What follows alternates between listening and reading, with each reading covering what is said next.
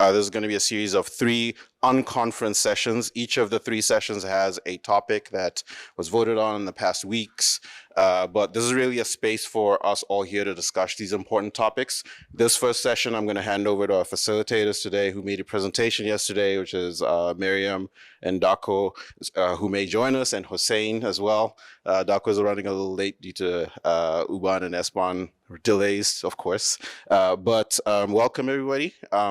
I'll hand over to Hossein and Miriam to kick off on this first topic, and hang around. There will be some swag for folks, so some incentives to stick around. Thank you. Is this working? Yes. Okay. I'm Miriam. I did not give the presentation yesterday. That was all Hussein and Dako. I am just their backup PM here to help. Can you hear it? Okay. I'm the PM on Flutter. I focus on Android, but I also focus on small things like, well, not as small, but Interop, and our story there and the roadmap. So every feedback, every issue you describe here, every piece of information that you give is going to go into the roadmap that I will create. So please be open. Tell us we're doing things wrong. Tell us what we're doing right. Just ask any question, even if we don't know the answer. We'll go find the answer. So yeah, I hope this will be a good discussion. I'll leave it to Hussein to kind of like give an overview of what we talked about yesterday, so everyone has a recap, and then we can get started. Thank you, Ander. Thank you, Mariam. Just to kind of go through an overview, we talked about kind of our new offerings, a little bit newer for most people, FFI Gen, J9 Gen, and Dako talked about our kind of efforts in the native assets so that we can build and bundle native code. The new build hook, the new link hook, when he comes, he will answer like specific questions to that part. I'm not an expert there. And also our kind of vision for the future, which was to just import stuff and use it and not have to worry about choosing the right code generation tool and all of that, right? That is kind of a recap. Maybe we can kind of start with some questions to kick it off. I guess the first one we could start with is, what are current pain points you all have with Interop? And then we can go from there. Issues, things that you'd like to see. And Ander has the mic, so feel free to raise your hand. Hello. First of all, thanks. So I tried it for Swift and iOS like half a year ago. And my main pain points were the documentation, how to create the FFI gen and run the FFI gen for iOS in specific. macOS wasn't really a problem because there was a whole documentation page about it. But for iOS, I spent a good amount of time to figure out how to actually find the correct header files and so on. That is really good feedback. So there are 2 parts to this. The first part is the fact that it's like harder to build stuff and bundle stuff. So hopefully that will be addressed by the native assets effort. And the second part is the fact that there are some tricks that you need to do currently in order to be able to call Swift code, which is to like create a Swift class that is annotated with @obj_c and all of that. So that is something that we are running a GSOC project on. So a GSOC student is working on something called SwiftGen. And GSOC, if you don't know, is like Google Summer of Code.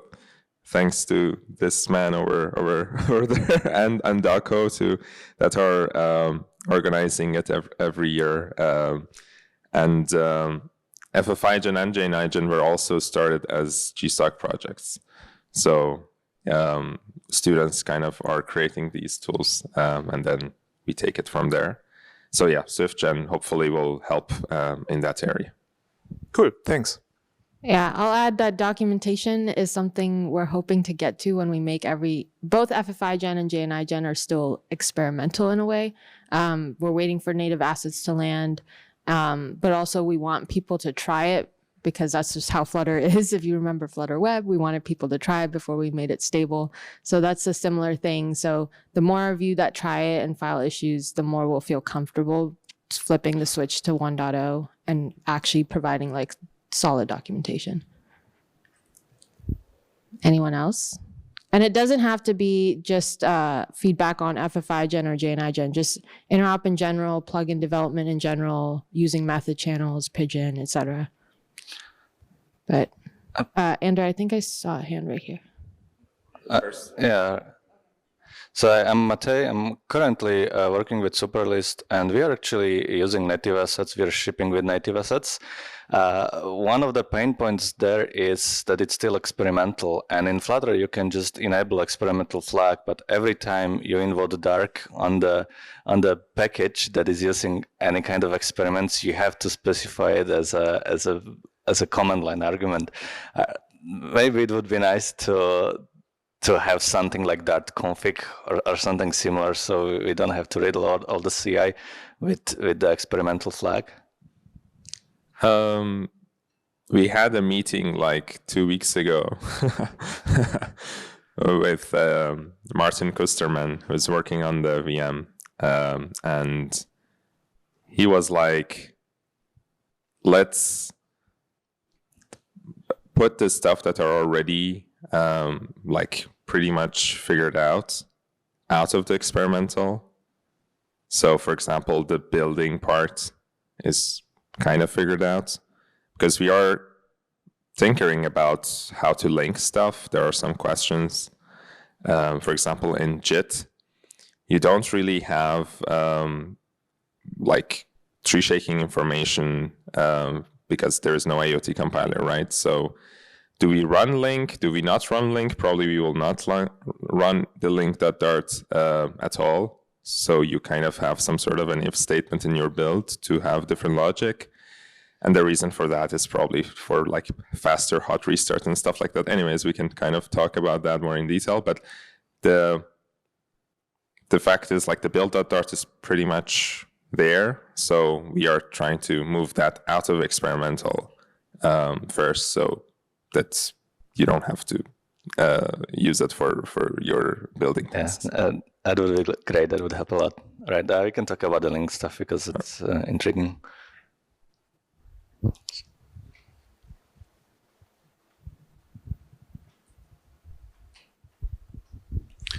So I'll first of all caveat what I'm going to ask about in terms of, as well as using Flutter, we do a lot of stuff server-side Dart and command line Dart. So two sort of separate but related issues. We definitely have problems with native library bundling. So if we look at experiments we're doing at the moment with Hive 4, it needs the ISAR native library, and it kind of makes attempts to install it itself, at least in the earlier versions, but it's just not working at the moment. And I think Native Bundler should address that. But that then leads me into how do we better address cross-compilation. So with Flutter, it's kind of we can cross-compile, but with just Dart, we cannot. And so the only way that we can create Dart assets for the range of targets that we want to is by putting them into Docker and using QEMU, and that is horribly slow. So that becomes the long pole in our continuous delivery pipeline, is waiting 10, 15 minutes for Dart compile to run inside of QEMU, inside of a Docker container, rather than the compiler's almost got all of the bits there to do it itself and just doesn't quite deliver that for us. And so alongside of Native Bundler, it would be nice to natively bundle and target cross-compiled environments. And then the other thing related to that is the glibc dependency. So if we look at Dart Docker, we have runtime in there, which is basically the minimal set of glibc and associated libraries needed by Dart. It would be nice to be able to natively bundle those as well, because that would allow us to get Dart AOT binaries into the places that glibc doesn't reach at the moment. So we see, muscle-based distributions are particularly challenging with that. So it's kind of, we can run Dart inside of a Docker container in those environments because we can drag glibc along with us, but we can't just drop a Dart binary on those because they don't have the right dependencies. But if we could native bundle the dependencies underneath, so essentially statically linking, but it's not really statically linking, it's just dynamically linking and bundling, then we would have a self-contained binary that would work in those trickier environments. Yeah, that's really valid use case, and I have to talk to Daco to make sure that he knows your feedback and implements it. Cool, thank you. Thank you. I will add that it won't hurt to also file an issue to make sure that DACO gets to it. I mean, we're taking notes, and I'll make sure that we file an issue, but I want to make sure we capture everything you want and need. Yeah, it can. Yeah, you can file. I mean, it's open source, so you can file an issue at any level. We'll move it around if it's not correct, but don't worry. Yeah, I just want to say, that we have the same issue with the cross compilation, like for our libraries as well. Like for the internationalization library, we cross compile using the GitHub CI, and it's not ideal. Like I mean, the cross compilation is a long-standing issue. I don't know what it takes to solve it. That it's a long-standing issue shows that maybe it takes a bit more work. But we're aware of it. But please file an issue. Yeah, thanks.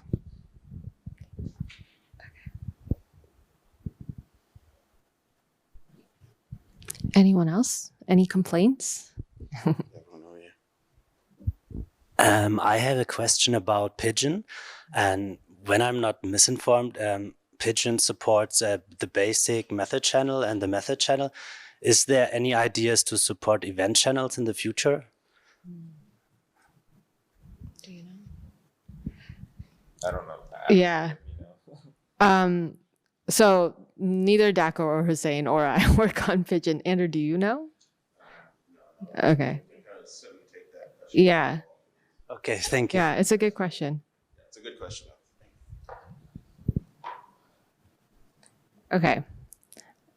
Feel free to interrupt me at any point. We should make this a discussion. I don't want it to be like us kind of, yeah. I'll ask a quick question of the person who had glibc issues. So where are you running without glibc? And like, have you considered just copying the thing from inside the Docker container out alongside? Because I don't, my impression of the stuff that's going on is not that it will be a single binary like Go. Like it'll be SO files next to it at some point, I think, for like the native assets, at least initially. So the kind of environments that we're coming across where they don't have glibc is a network appliance vendor special builds of things. And so they're quite often using Linux, but they're quite often using strange flavors of Linux. So OpenWRT-based stuff, Yocto-based stuff, Alpine-based stuff, OpenBSD, so not even Linux. And so in each of those cases, our kind of preferred path would be to drop just a single static binary on there. And yeah, I think what we have already kind of hits the center of mass. So, Debian, Ubuntu, all of the Red Hat derivatives, no problems whatsoever. But as soon as we get into kind of network equipment vendors, they quickly fall off that center of mass path, and they're using strange stuff, and our stuff doesn't run there. It's actually driven us to rewrite elements of what we've built in C. That has been an enormously painful process. and really shows the productivity of Dart.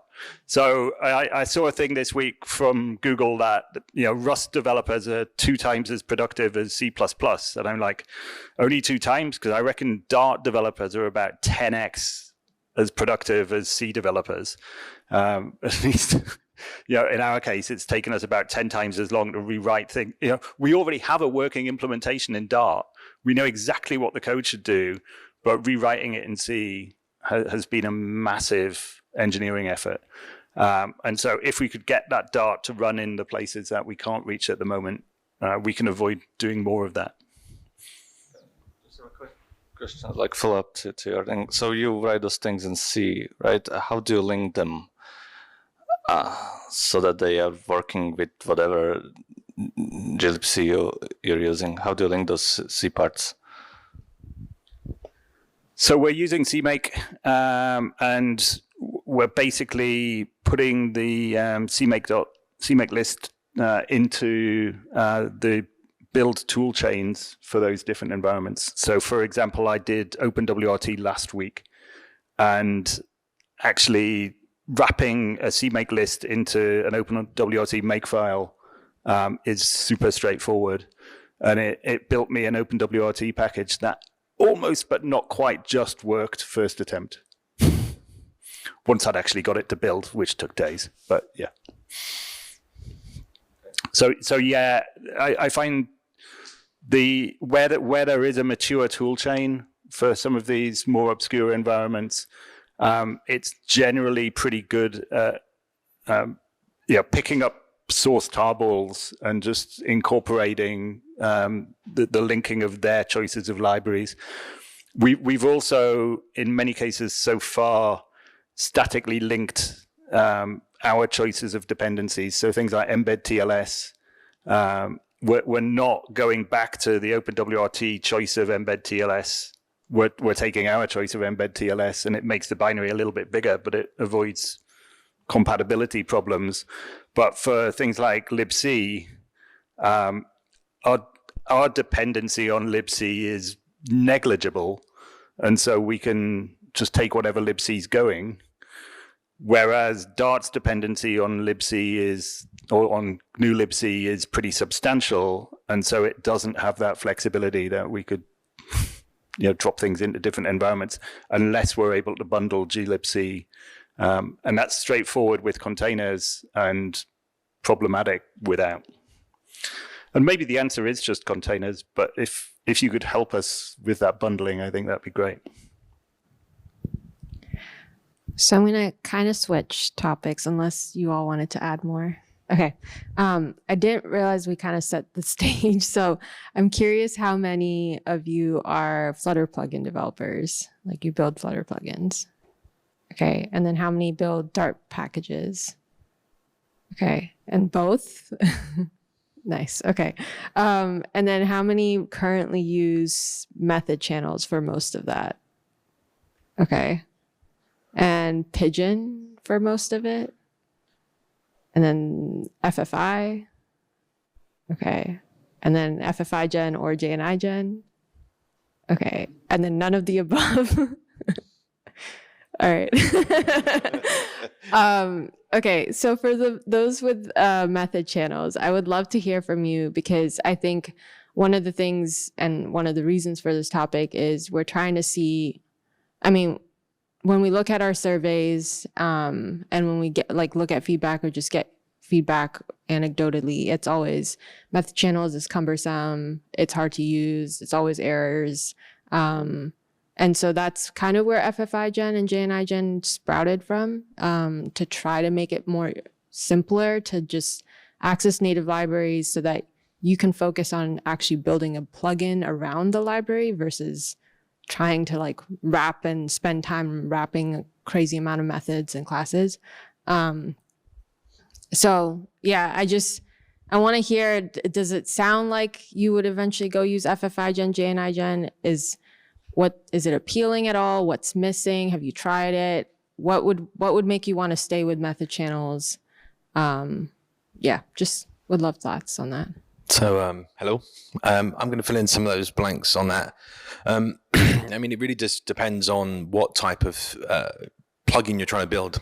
If you're trying to wrap an existing library that's Android or iOS, you're going to use method channels. Frankly, they're you know, they're prepackaged AARs or frameworks, and they don't allow themselves to be used with FFI, if that makes sense. So you could probably get away with JNI Gen if you're lucky. The fact is that method channels are fine. Like they're easy to develop with. They're easy conceptually, right, to understand. The problem is debugging, right? So to debug and develop a plugin with method channels is you've got to be debugging the native sides in like Xcode or Android, and then you're working on the Dart side in possibly another environment.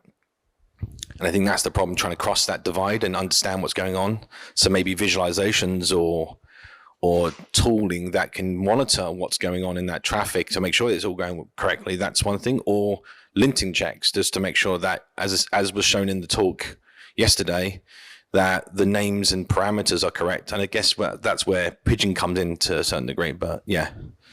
Can you expand a bit more on why FFI doesn't work compared to? It really depends on the if you're not in control of the package that you're trying to wrap, then you may not be able to change the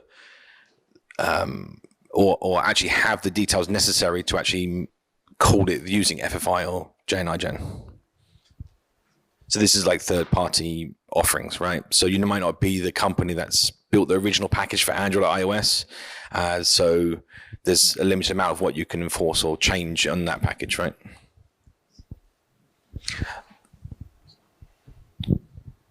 Hi. We're talking a lot about method channels and Pigeon and all of that.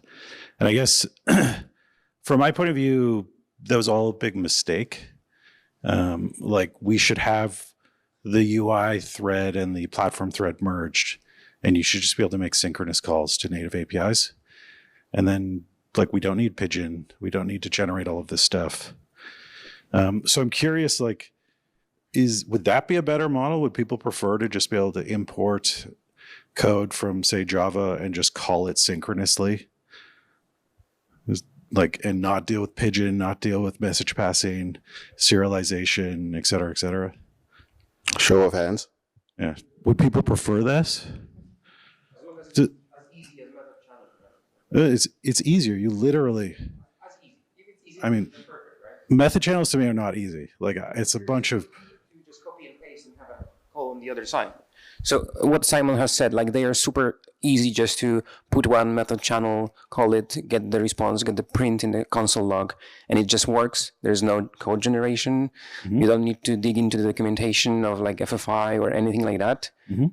The first page of native Interop documentation tells about method channels on the Flutter side. So it's like you just copy and paste, and like it's super approachable. And anything else requires you to just learn it. Okay, so I guess I think there's an aspect to that, which is you need to understand C or native code to a certain degree to configure FFI Gen or JNI Gen correctly, right? To understand JNI in the first place is a task that a lot of developers, especially Flutter and Dart developers, don't know. So it has to be point and click, if that makes sense. Like you're importing something and it's just there. I guess I see a distinction between the developer that's writing the plugin that deals with native code, which, yeah, they need to understand C or JNI or whatever the language is that they're trying to call from. But they're going to publish that package, and downstream consumers don't need to care about those details. I don't think there's ever going to be a world where someone is authoring a cross-language like piece of code where that is some trivial exercise. I mean, the majority of the packages that are plugins on pub.dev are literally that. They're people that have never dealt with native before. This is their first foray into it because they want this that they had on a native like on Android when they did their Android app, and now they want to use it in a Flutter app. Sure, yeah. So that is very much a target. Yeah, of course. But the point that I'm trying to get at is, would you rather write that code using Pigeon and a bunch of message passing and custom serialization, or would you rather just be able to call the API directly? Oh yeah, of course, call that API Okay. directly. Yeah, All right. definitely. I'm just saying we just can't. I think it has to be simple. It has to be straightforward and easy, right? Like dealing with cross-language issues is not simple. Oh no, but that's the difficulty. I'm saying, yeah. Yeah. So like the developers that can deal with that complexity should publish packages for the community to use. The rest of the community shouldn't worry about it. Easier said than done. Well, but like that's reality. Like you're not going to make like I have some Java objects and some Dart objects and they're interacting with each other. That's complicated. And people might be able to get away with it, just sort of hammering out something, copy and pasting, cargo culting, but that's not going to scale. So I think the thing Simon's skating over a little here is if on one side you've got Java and Kotlin and on the other side you've got Dart, those are actually two very similar, mature, modern languages. But in the middle, we're defining the interop with C. And that's dragging people down into a lower level of abstraction than they may be comfortable with. And I think that's where a lot of the challenges are arising. I maybe add something here. So let's take JNIGen, which I'm working on currently as an example. So the way that you call an API that you would traditionally write method channels for, as we kind of showed in the talk, is that you actually don't call C at all, right? Like there is no layer in which there is some generated code, of course, that uses the FFI layer, but it is like there is a all capital auto-generated by JNIGen, do not edit with like triple exclamation marks. So you don't really look at that code, and you're free to change that code in ways to make it better, more performant, but you don't actually worry about it. And that's why we showed the slide of having the vision of like just importing some Java library and just using it, because we want this JNIGen effort to be so easy and so simple that you don't even have to generate code. It's like part of the tool chain. You just import, and all of that quote unquote generation happens in the background, completely seamless. So I wouldn't say that I agree with John that the fact that like it is a complex task, but I think we are also like we are trying to make it simpler, right? By doing these generations. But it's I think a kind of a graduation curve. We can't immediately put it in the tool chain when it's not completely ironed out. So it starts as a code generator, and when everything is kind of working there, then we can kind of graduate it to the language level, if that makes sense. So I think what Hussein's trying to describe is the gradual roadmap. And so I guess I'm trying to understand, because method channels, yes, if it's simply used to just bring, let's say, Health Connect from Android X library, and you're just writing a plugin so that someone can access that in Flutter, and all it is just wrapping those methods and classes and bringing them over, and now you have to go learn a bunch of stuff. Whereas if you just use JNIGen, I mean, I did it myself. You just go in YAML and you point to the class and you pick which ones from the documentation you want and you run it.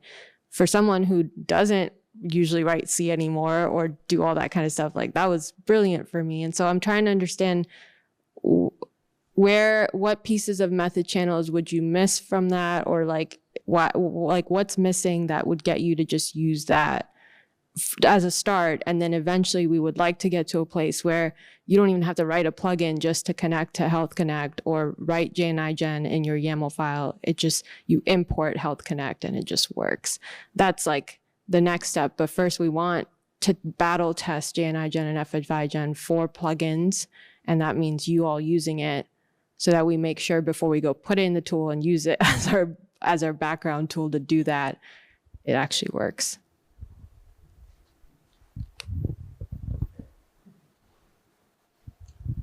Just one sentence about it, because I think you answered this in a certain way. We just need the adoption. Like for me as an end user of that, I would just like to see maybe Firebase libraries to use that. right? If there is no like examples and adoption and use cases, I'm not gonna go for that because that's not the first choice. Everywhere I go, I see mostly method and event channels, and maybe some FFI, like with, for instance, SQLite. So we just need more of these coming maybe from the official first-party packages. So currently there is Cupertino HTTP that is using FFIGen, that is using Apple APIs to wrap HTTP stuff there. And then there is Cronnet HTTP that is using JNIGen to wrap Cronnet. And again, it's just because of the inherent limitations that method channels have. So method channels are always run on the platform thread, which is going to remain platform thread until we merge them. And so, for example, at Google Classroom, when they wanted to rewrite their application using Flutter, and they did, and they shipped it, so you can check out Google Classroom's applications now in Flutter. They wanted to be able to run HTTP requests on different threads. So, like, it was the missing piece. Like, you couldn't do this with method channels. So there is a need for it. There are some first-party packages that use it. Speaking of the documentation, it was also mentioned, like, the first thing that is mentioned there is method channels. Of course, like, these are things that are like start with 0, like in the version in December. So we won't show like JNIGen at the beginning, but like JNIGen doesn't actually work in these situations because it's not like well tested or whatever. So it's kind of a gradual thing. We show it to you so that we kind of get some adoption, some feedback, some users, and kind of we go from there. Hello. I'm one of the maintainers of the Plus plugins, which includes like Share Plus, Connectivity Plus, and all of them. So all of them, if you don't know them, there are plugins that connect to like 6 platforms. No, try to implement all of them. And we see like 2 pain points when working with them. One is that all development for like Android and iOS and macOS always needs to be done from Android Studio or from Xcode. You need to open the example project in order to navigate to the code that is in the native plugin. No, like for example, you open Xcode, then you have to navigate into the pod spec to navigate into the code. So you have code completion and you can like implement everything. No, we use method channels, of course, for that. And when we implement the web version, or when we implement the Linux version, for example, it's actually easier than the Android and the iOS versions because most of the time you can just use that in that case. No, so like everything which is like debugging, testing, etc., we always have to open the example project. We need to navigate into like the code, etc. So if we had access to like, I don't know, the connectivity API from Android directly from that will be like a huge improvement from us. Yeah. So I'm gonna hook up my computer soon to show you. Like you guys can continue the discussions. Kind of show you some of the efforts that we are doing there. So once you generate the code, there are 2 other questions that you have. So you generate some code for some library using JNIGen, let's say, but it's still a Java library. The documentation is written in some website. The documentation doesn't know that you're trying to call this from Dart. The syntax is quite the same, but there are some differences. For example, Java has method overloading. So there can be like multiple methods with the same name, and we don't have that in Dart. So you see like 1 and 2 and 3 at the end of the method names. Dart doesn't have nested classes, Java has. And so on and so forth. So there are like just inherent differences because of the syntax and semantic differences of the language.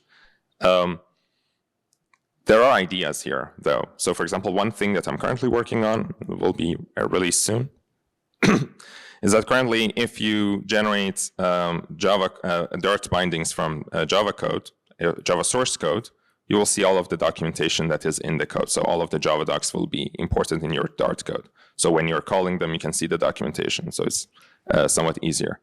But if you're running the code gen from jar, all of that is gone because we can't have it in jar, right?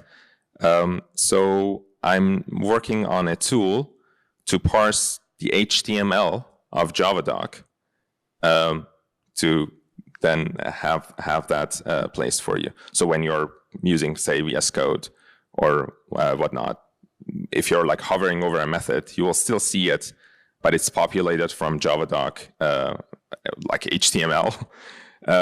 And similarly for Kotlin, there is KDoc that can have Markdown exports or can have HTML exports similar to Java. Again, we are parsing those to put them, even if you're kind of generating from a closed source project that you just don't have it. So there's that. And then there are other ideas. Like, for example, if you go to Android's website, like the documentation has different tabs, has like, for each one of the code blocks, it has like Java tab, it has a Kotlin tab, a Chrome extension that adds a Dart tab that just changes the syntax ever so slightly to make it simpler for everyone. Of course, it's not going to be 100% accurate, but like you can at least copy paste from the documentation as you would. You don't have this annoyance that, oh, it's Kotlin code actually, so when I copy paste it, I need to now change the syntax. There are efforts going on in this to make the developer experience much simpler, so you don't have to open up a new IDE just to get some code completion. So just like a quick thing about the IDE, we have some pretty complex multi-platform plugins. And for example, for iOS, you can just run clunkd in VS Code. It's quite easy to configure, just needs to let it know where the Flutter headers are. And then you get like code completion for iOS. It works quite nicely. You can debug it from if you run it on simulator, for example, you can just attach it like a local process because it's run locally on your computer. So you can debug it from VS Code. You have code completion with VS Code. So the iOS situation isn't, I think it's quite manageable. Android that's native Android on VS Code. It's a lot worse.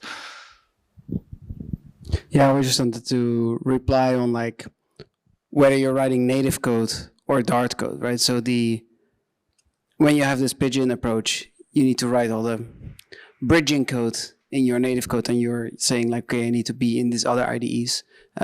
Most likely, if you have 6 different platforms, you'll still need to write bridging code, but now you'll need to write it in Dart, right? So the FFI generated Objective-C or C bindings will be different from the ones that you generate from Kotlin. And to me, that's how it's going to work. But it's mostly conceptual because I haven't done this. So we need you to do this and tell us where the pain points are. Because this will be the new workflow. But I mean, like Cronut HTTP and Cupertino HTTP, like that's like our one use case where we like try to implement the same interface, but it's only 2 backends. It's not 6 backends. So please go ahead and do it and tell us what you need. Yep. Quick time check. We are at time. The next session will start at 10:15. We can keep going, but I just wanted to give a quick time check. Yeah, hello. I'm working in the My BMW app. In our case, we have to do a lot of native implementation. All the car API key is implemented on the native side, so we have to keep doing things on native side. So our issue is basically maybe the most of us, we are really having hard time debugging.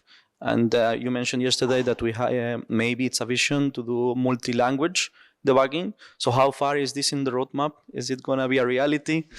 This is wishful thinking for now, unfortunately. The devs did not pass that by me when they put that on the slides.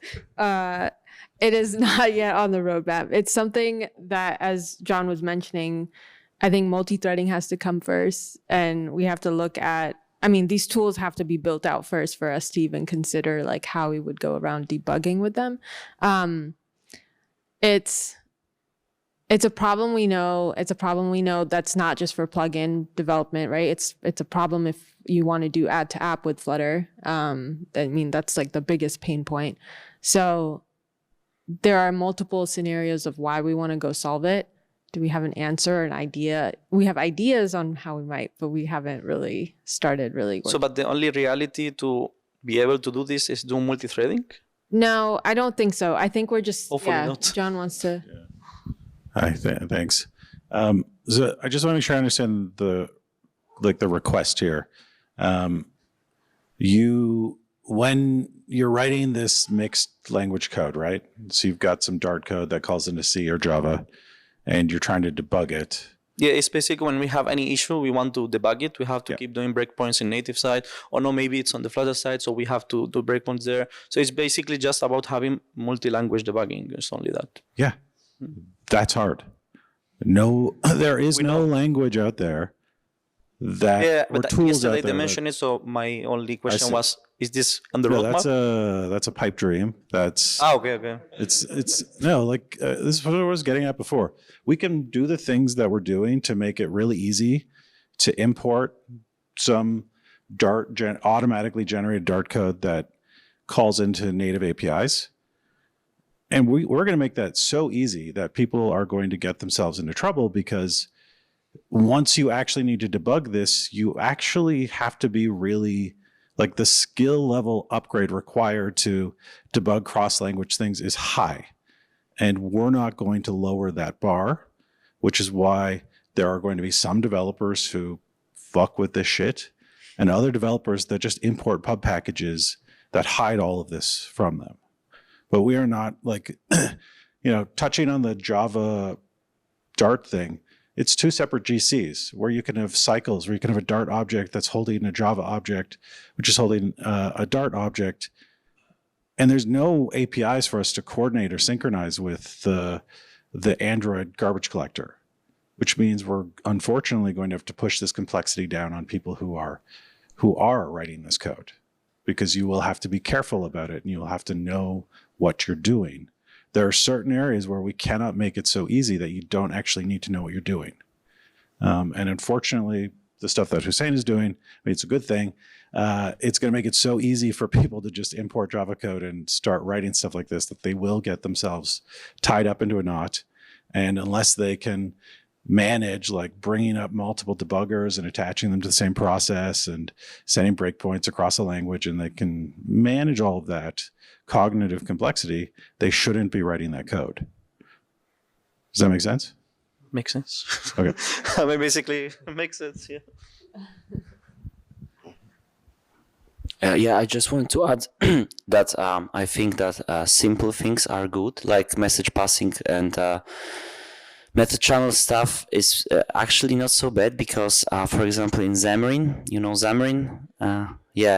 So in Xamarin, the guys that created Xamarin, they also wanted to have this smart thing that C# objects are kind of tracking the lifecycle of Java JNI objects and Objective-C objects. And it was horrible, because it's hard to do, because it's like there are separate cycles. You don't know when one object is being collected and so on.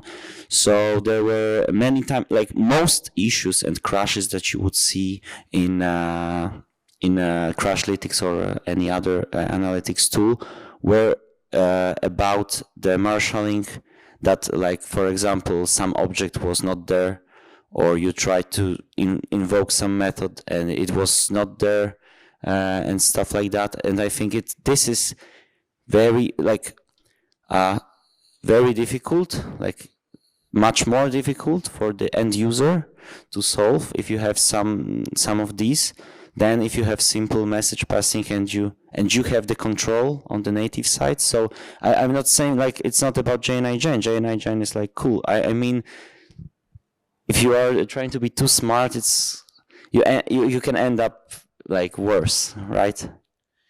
I think life cycle of objects, though, is going to be hard, no matter whether it's message passing or whether you have actual handles to the objects in the other heap. Because if you want to, like, wrap a Java or C++ object from Dart and you have message passing, what you're going to do is you're going to make a map from int to object. And you're going to have to evoke entries from that map, because otherwise you're going to hold on to the memory as well. But it's even worse with message passing because now you don't actually have to handle, you're passing around integers and you need to figure out like, when am I not having this object that is represented by this integer anymore? So I'm going to say, like John, it's inherently hard. Doesn't matter whether it's message passing or not. The things that would be easy with message passing because you're just passing around a string or an integer, those are still easy with FFI and with JNIGen because you will not have like cycles in. That was something I wanted to say. If you want to see like how crazy this can go, just look at the Flutter WebView wrapper generated. Exactly, I wanted to mention that. Like you can see, like it's just message passing, but it turns into a complete insanity if you look at how all the lifecycle, like all the objects are managed. Yeah, I mean it's a very complicated problem, and like I think one thing we're like, we can, once we let you just import native code, we're going to expose new foot guns, right? There's going to be new ways to screw yourself over versus the old ways. And Dogo sort of touched on this. It's like the contract with the message passing stuff is like you're passing a bag of fucking like random bits, and the code on both sides has to like, oh, okay, did the person pass this property here? Okay, let me fetch the property and like do this. And it's all like string, like hard-coded strings across languages. And the moment somebody makes a typo, you're like, oh shit. Like, anyways, yeah, I thought it was a good part of the Dogo debate where it's like, it's complicated either way. And that's why like this kind of code is not what we expect the average Flutter developer to be touching. It's for certain people in our developer ecosystem that can manage the complexity. Let me mention maybe about the WebView. So for example, even though we are using Pigeon to solve some of the like string and type problems, like for example, WebView still uses this weak map system with integer handles. So it's like basically trying to do JNI, but using asynchronous message passing, which is, I think, the worst of both worlds, because you have to create your own manual garbage collector yourself. I think that's and that's something that you need to do for any complicated enough piece of code, right? Like so, for example, Pigeon, like. You know that Pigeon has been created for like having a single API for all the different platforms, right? So you write some Dart code, you generate for all of the different platforms, and you implement them in all of these different platforms. So, but that's again kind of the theory, but in practice, what happens, say in WebView, is that the plugin system, the plugin team has a Pigeon config per platform. So they are kind of reusing the existing generation again to their benefit, but they don't actually have a single Pigeon file for all platforms because, I mean, in reality, you can't kind of merge different APIs always together, right? Especially if they're complicated enough. So it's kind of I think, again, let me restate some stuff here. I think it's strictly better than to use things like JNI, in my opinion, because what you can do is to create the same methods as you would in method channels and just generate for that endpoints. So like, don't use callbacks because method channels don't have them. Don't use anything. If we have if you have these complicated things, sure, then there are foot guns. But if you don't, if you're kind of using this new system as you would with method channels, then it's kind of the same. I'll add one last thing. Hussein didn't mention that we actually did write WebView. Didn't you guys rewrite WebView with JNIGen? And we did find, not all of it, but we did find things that we need to go work on and fix. But at the same time, it was us going through that exercise ourselves. And so I guess my last ask is, if you get some free time, which I know is hard, try and see if JNI gen or FFI gen. Just try to like do it for a couple methods and just see what foot guns you run into, because that's what we want to solve. And if you find that, okay, I tried it and I still would prefer method channels, please tell us that too. We want to know why. File as many issues as you want, and we look at all of them. These two sitting next to me look at every single one. And that's how we define what we do. So please continue giving feedback. You can find me later and I'll give you my email so you can give me direct feedback. I'm joining the study group as well. So like, please, yeah, we want your feedback. Thank you. All right. Thank you, everyone. Appreciate it. The next session is supposed to start now, but we can do a little 5-minute break, just transition, give folks time to just reset, grab coffee, and then we'll get started.